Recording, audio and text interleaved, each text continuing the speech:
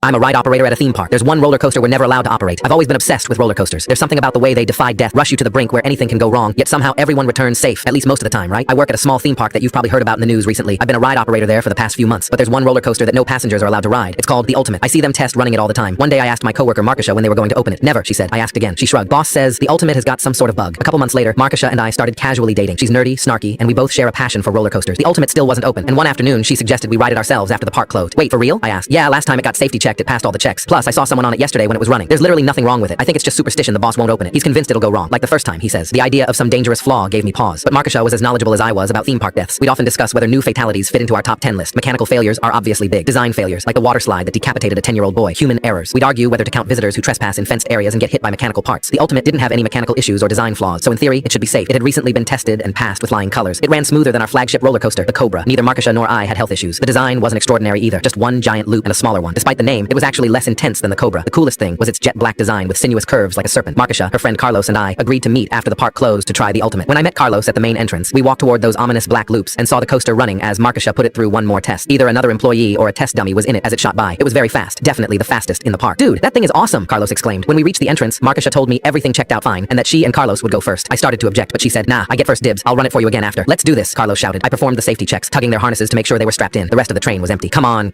let's go, Markisha hooted. I pressed the button and sent them on their way. The coaster began, both passengers shouting and waving as it slowly ascended to the park's most precipitous drop. I watched, trying not to feel envious. I'd get my turn, but I burned with desire to go first. I watched that sleek black train climb to the very top, hang for a moment at the peak, and drop like a bullet. Screams from my friends as they plunged, hands up, laughter on their faces as they flashed by. Then they were looping. I lost sight of them from the operator area, so I came out and looked up. They were heading toward the second loop, but oddly, there was another passenger somewhere at the back of the train. But I could have sworn it was empty when they boarded. As they spiraled into the second loop, I waited for renewed screams and laughter, but the roller coaster looped silently, winding on this hypnotic track, then taking the big slow circle back to the start. Not a sound from it. The click-clack of the train's arrival and the hiss of brakes. At the front, I could see Markisha and Carlos slumped in their seats. No one else in the train with them, and no movement from either of them. I didn't immediately go to unbuckle them. I was too shocked. Why weren't they moving? Were they unconscious? Had they hit their heads, been jostled too hard? But the ride looked so smooth. Suddenly another infamous roller coaster came to mind, one that had been designed but never constructed. The euthanasia coaster. The idea is that 24 riders board and pass through 7 loops, and when the ride stops, they're all dead. The loops become tighter, the G-forces inducing prolonged cerebral hypoxia, insufficient oxygen to the brain. Riders would pass out and be dead before the end. I always found the concept horrible. Markisha always said it would be a terrific way to die. I still didn't have courage to approach them. Another staff member was walking by, pushing a drinks cart. I screamed for help. She came up, went to the roller coaster, swore, then got on the phone. Emergency services arrived and unstrapped Markisha and Carlos. The next day, the park opened as normal. The incident didn't make news until much later, since there were no traumatized crowds or blood or cleanup, just 2 bodies quietly carried away and a roller coaster that remained out of commission, as it always had been. I'm haunted that mine was the hand that pushed the button, but the Ultimate was examined and all test runs with dummies proved safe. There's no explanation. The ride remains closed due to the bug Markisha mentioned. The bug has become an urban myth among staff. They test the coaster occasionally, running it with nobody on it. They never put anybody on it, but I learned later that the bug isn't a design flaw. What the boss calls the bug is actually a passenger, a rider that can always be seen in one of the seats near the back, even when the coaster runs empty. A passenger who always appears after the first loop. At least it used to be a single passenger. Now there are 3.